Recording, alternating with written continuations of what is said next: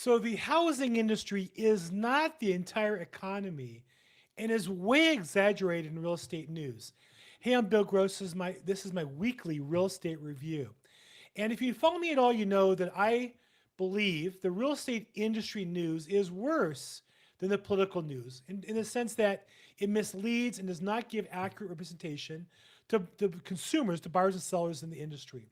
Let's start off with, well, how important is housing as a percentage of the entire economy?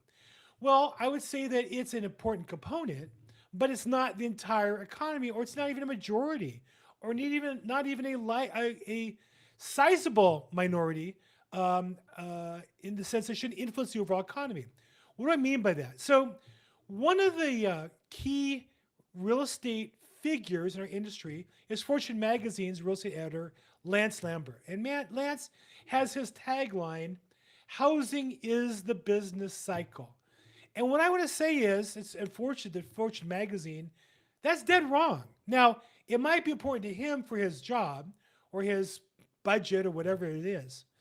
But housing is not the entire industry and gets an exaggerated percentage when we consider it. So, for example, how much of all the economy, food and manufacturing and chemicals and all that is the economy? Well, historically, it's been about 16% or below.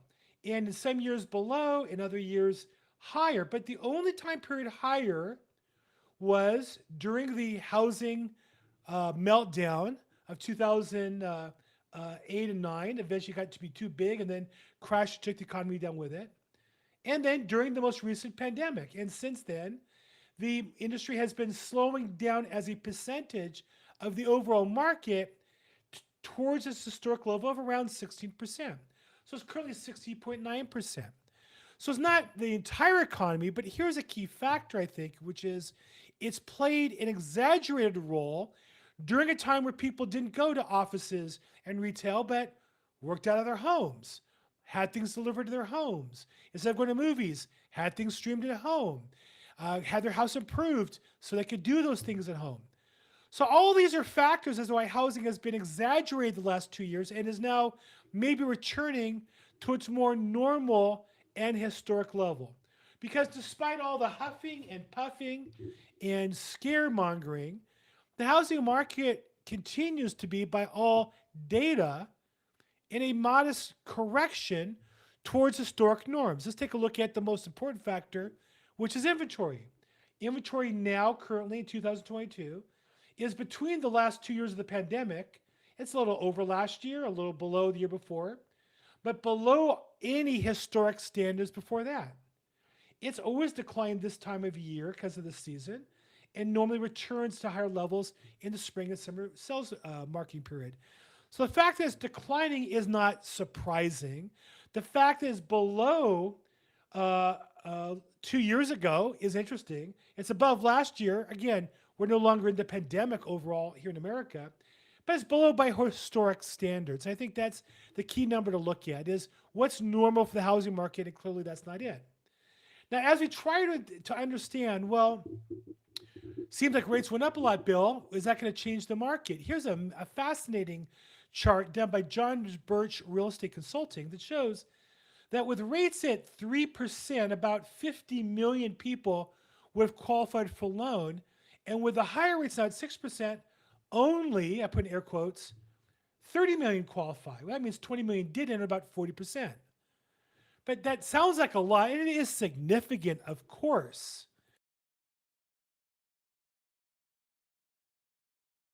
We didn't just have more activity. We had 3 times, 4 times the activity that would be considered normal for the market. In fact, here's a very misleading chart by Redfin that shows that the number of multiple offers was up to 70% of offers in the height of the pandemic, 2021 and 22. It has now come back to a more normal 40%. By historic standards, about 25 or 30%. Now, I say the chart's misleading because notice this chart goes down to 30%. It should go down to 0 to give you perspective. It should go up to 100. It's cut at these numbers to make it look scary that the number of multiple bids has dropped almost to the bottom of the chart. But the reality is, it's dropped down to a more normal closer to normal 40%, on its way to a probably more normal 30 or 25%. So all the increase in rates and reduction of buyers has just brought the market back closer to what we would call a more normal market. So what's happened? Well, it's true that many buyers were priced out because the mortgage markets went up and the payments went up and they decided to back out. But there are other buyers who've stepped into the fray and are now more competitive than they were before. So, for example, cash buyers have jumped in and it's now an 8-year high, the highest number of cash buyers since 2014.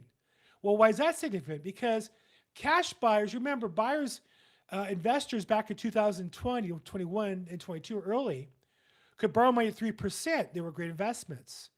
Now they're investing their money in the stock market and bonds, trying to get a 7% yield. But if you pay cash for property, in essence, you're putting 6% cash in your own pocket instead of borrowing the money from somebody else. So they're investors who are glad to get a 6% yield on their money and pay cash for a house and get those yields and then over time appreciation. So cash buyers are still now entering the market and have become a high number, the highest since 2014. There's another group that's benefited from the rates that's going up. Again, a little bit off the radar screen, but FHA and first-time buyers. What's interesting is that, and I know this to be true, in 2020-21, we had so many multiple offers that the FHA buyers were put at the back of the stack. The property is harder to qualify for. The borrower is a tighter fit, and it's more paperwork, and so sellers would rather have a conventional buyer. But with less buyers overall, those buyers who are prepared with FHA loans are increasingly getting more deals. And now we're back to a pre-pandemic level where the FHA buyers are becoming more significant. So what's happened is rates went up, drove out a lot of buyers, but not all of them. And more importantly, has brought in to play other buyers who are glad to still buy at the right price of the current market. So all of that says to us, the market seems to be correcting, moderating, and returning back to probably pre-pandemic levels. So this week's award for the most misleading news source goes to the California Association of Realtors. One of the constant challenges I have with them is they're always looking at the industry news through the eyes of a buyer only, as if all that matters. A lot of it's because the CAR is a very political organization. In fact, I would say the leadership is very involved, too involved in the politics of California and not enough in building a great association. But take a look at the articles in their weekly newsletter beyond the headline. They have 5 articles, I would say, are buyer or seller. Who qualifies as a first-time buyer? Buyer side. Number 2, home buyers should heed the shopping adage. Interesting, 2. 3, guide to buying your first home. 3, the first 3 articles are all buyer-focused. There's a 4th one, the broken promise of the iBuyer, which is hard to understand, but really applies to sellers. And the 5th one is now the time to buy a home. So you can see that the California Association of Realtors really is looking through or projecting out an image focused on buyers, not sellers. Why is that harmful? Because of every transaction, half the parties are buyers, but the other half are sellers. People who have equity in their properties are homeowners in a community, are as important as those people looking to buy houses. But the CAR seems focused constantly on projecting a good image to home buyers rather than making the home owning experience positive, which will create more people naturally who want to be home buyers. A little complicated, but notice the news is clearly misleading in the way that they are addressing home buyers only at the expense of home sellers. So at the end of the day, what should you do based on all the information I gave you? Well, the market's basically kind of normal. So if it's time for you to sell a house, to upgrade or to move or to cash out, great time to do it. There's still very much buyers interested in buying homes. And if you're looking to buy a property now, yes, rates have gone up, but there's different loan products that can make your mortgage more affordable, and you have a chance to look at more properties and get on the right one. So you have more opportunities than ever to get the right solution for you. So if I can help you, call me, text me, email me. Let's make the right decision for you, not for the whole economy.